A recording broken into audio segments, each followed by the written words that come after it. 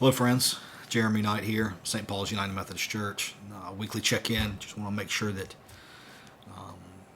you're informed about all the things happening here at St. Paul's. I'm not going to go through a long list of things. We have a beautiful newsletter that is emailed every Wednesday and, of course, posted to our social media about ways to serve, ways to give, ways to connect and be in community with one another.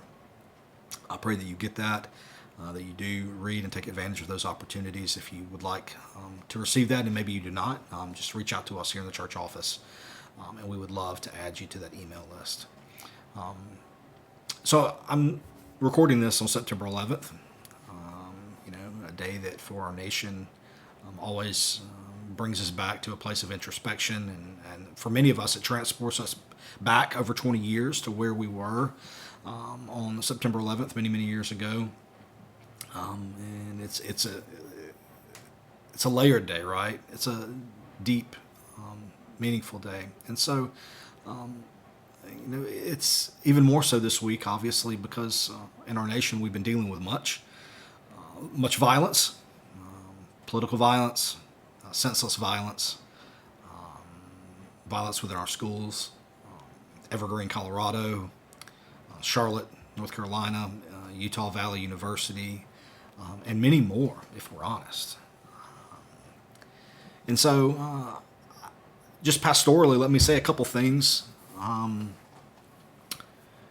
First of all, it's okay to feel what you feel. It's okay to feel what you feel, whether it's anger, frustration, lament, fear. That's part of what it means to live fully as human beings, I believe.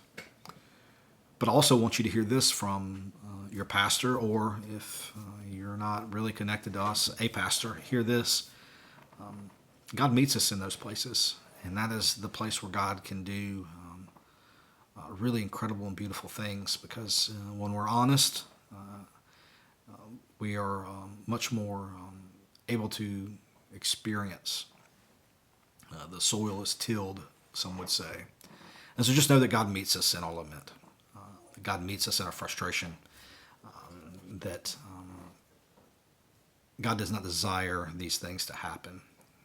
I shared this quote, a very large quote, from somebody that I respect and who's a leader.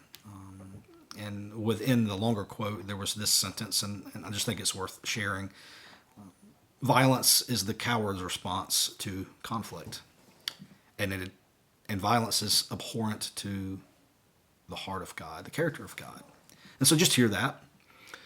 Just hear that the scriptures remind us of that as we see movement within the scriptures and this continual evolution of our consciousness as we become more and more human and more in tune with the spiritual part of our lives, we realize that we're all beloved, that all of life is gift, and that God desires for human beings to flourish. And what we've experienced and witnessed is not that. And so please hear me when I say, yes, God meets you in our frustration, and God is frustrated as well. I believe that with every ounce of my being. That is part of the reason why I am a Christian and why I have dedicated my life to inviting others to be Christian as well.